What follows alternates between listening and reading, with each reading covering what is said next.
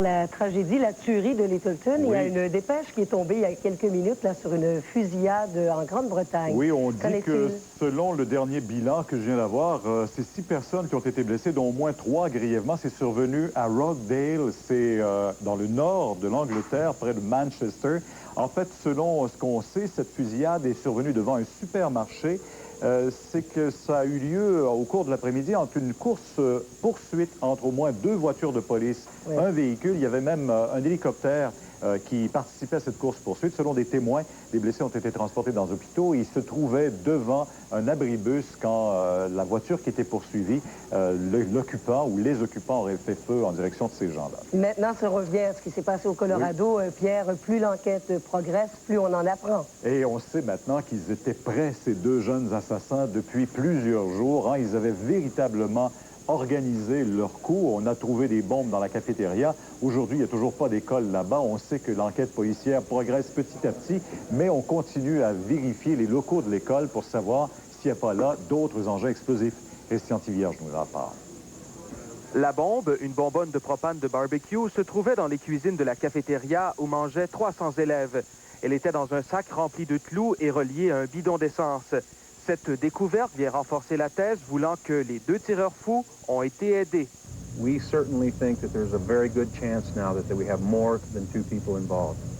La police questionne tout le monde. Des élèves et leurs parents ont indiqué que les enquêteurs cherchent un adolescent qui était introuvable depuis la tragédie. Il aurait été vu quittant l'école 15 minutes avant la fusillade. La soixantaine d'enquêteurs en a encore pour au moins une semaine à l'intérieur de l'édifice de 2 étages. Le directeur de l'école a indiqué que les cours allaient se poursuivre ailleurs et que Columbine rouvrira ses portes à la rentrée à l'automne. Une cérémonie a permis aux survivants de louer le courage du professeur tué par les 2 tireurs. William Sanders, professeur d'informatique et d'économie depuis 24 ans à Columbine, a averti les élèves de sortir de l'école quand il a vu les 2 tireurs. Même blessé sérieusement à la poitrine, il a continué de diriger les jeunes vers l'extérieur. À Washington, le président Clinton a annoncé une aide fédérale d'1,5 million de dollars pour payer les frais funéraires et médicaux, ainsi que le support psychologique aux victimes. Et selon un nouveau programme, quelques 600 policiers seront déployés dans plus de 300 écoles du pays. Like their counterparts on the streets, these school officers will work closely with the citizens they serve, with students, teachers, and parents, to improve campus security, to counsel troubled youth, to mediate conflicts before they escalate into violence. Une cérémonie à la mémoire des 13 victimes aura lieu dimanche. Entre-temps, 14 des 28 blessés sont toujours à l'hôpital, dont 8 sont dans un état variant de critique à sérieux. Christian Tivierge pour le réseau TVA. À la suite de la perquisition, la semaine dernière, ou il y a 2 semaines, là, au monastère de la...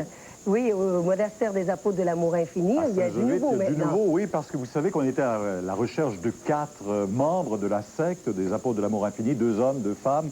Et voilà que ce matin, Ruth-Anne Guzal, 47 ans, Élise Garand, 57 ans, se sont livrées aux policiers. Elles ont déjà comparu au palais de justice de Saint-Jérôme sous des accusations de voies de fait. En fait, elles ont été tout de suite relâchées. Elles doivent revenir devant le tribunal le 28 mai prochain, relâchées cependant sous certaines conditions, entre autres ne pas se retrouver en présence de jeunes.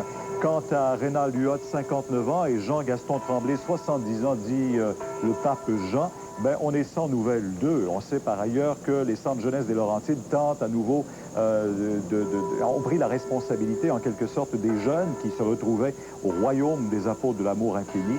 20 jeunes ont été sortis de ce monastère-là la semaine dernière. Mutinerie maintenant à Port-Cartier. Oui. Imaginez-vous, hier, le repas a été retardé d'une demi-heure ou à peu près au pénitencier de Port-Cartier. Ça n'a pas fait l'affaire des détenus. Voilà que plusieurs se sont soulevés. Hier, c'était à l'heure du souper, donc ça s'est terminé au cours de la nuit, mais ils sont plusieurs à avoir participé. On parle de 160 détenus, Alexandre Quentin, sur les 250. 160, oui, justement, sur une population de 250. C'est un événement très mineur. Un détenu s'était automutilé, sa vie était en danger. Alors, on a décidé de retarder seulement d'une demi-heure la période normale des activités. Ça n'a pas fait l'affaire des détenus. Alors, dans 2 ailes différentes, des détenus se sont soulevés, ils ont lancé, ils ont brisé des meubles, des chaises, toutes sortes de choses pour un total d'à peu près 20 000 $ de dommages. C'est une évaluation très sommaire. Et ça a dégénéré particulièrement vers minuit. Alors, les les gardiens sont intervenus rapidement pour éteindre les feux. Ils ont utilisé des gaz lacrymogènes, ils ont dû utiliser aussi de la force, mais il n'y a eu aucun blessé, seulement un blessé du côté des détenus. Et à la prison au pénitencier de Port-Cartier, on hésite à parler d'émeute, mais même si ce genre d'événement-là n'arrive que peu souvent. Alors, on va écouter un porte-parole du pénitencier de Port-Cartier. Oui, on n'y pas, c'est quand même important. D'ailleurs, à ma connaissance, je suis ici depuis le début. C'est la première fois qu'on a un incident de ce genre-là. On a eu beaucoup d'événements, on a eu beaucoup d'incidents, des prises d'otages, mais où ça implique autant de détenus, à ma connaissance, c'est la première fois. On peut supposer qu'il y a une enquête administrative en cours? Voilà, exactement. La décision a été prise aujourd'hui pour examiner les circonstances de cette supposée émeute, aussi pour examiner aussi l'intervention des agents correctionnels et éventuellement faire des recommandations. Bien, merci Alexandre. Au revoir. Au revoir.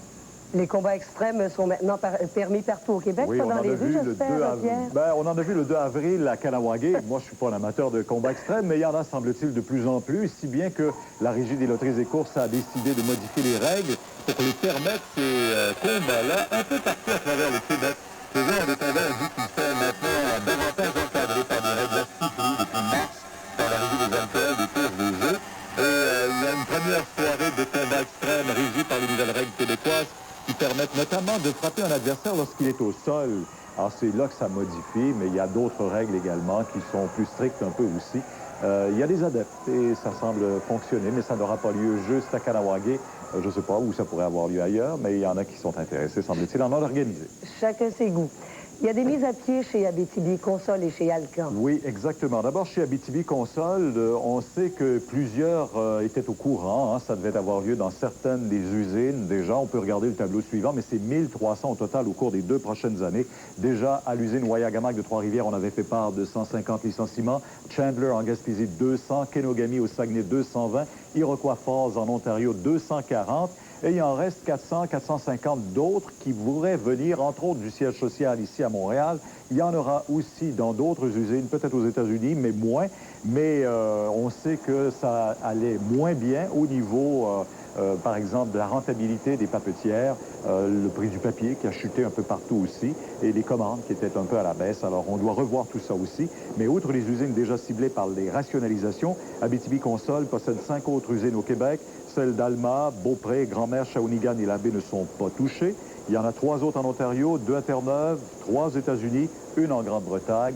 On doit retrouver le chemin de la rentabilité. Du côté d'Alcan, maintenant, c'est une restructuration qui est prévue là aussi et qui va entraîner des pertes d'emplois au siège social de l'entreprise à Montréal. Le président et chef de direction, Jacques Bougie, n'a pas voulu dire exactement combien il y en aura. Il y a une étude qui se fait d'ici la fin du mois de mai, on devrait le savoir, mais vous savez qu'il y a 39 000 employés pour l'Alcan à travers le monde, dont 400 seulement au siège social. Et on sait que c'est au siège social, au niveau de l'administration, qu'il pourrait y avoir une restructuration. Alors la rentabilité d'Alcan diminue en 98 et au premier trimestre de 99, on veut là aussi faire davantage d'argent au niveau de l'Alcan. Il faut dire que selon le Conference Board, je sais, ce matin, on apprend que la croissance économique des villes est encore à la hausse et on prévoit même que jusqu'à 2003, ce sera même au-dessus de 3 % pour les villes canadiennes, notamment, c'est le cas pour Montréal, mais à Toronto, on dit même que ça va être 3,7 % pour chaque année au cours des 3 prochaines années. Donc, c'est encourageant.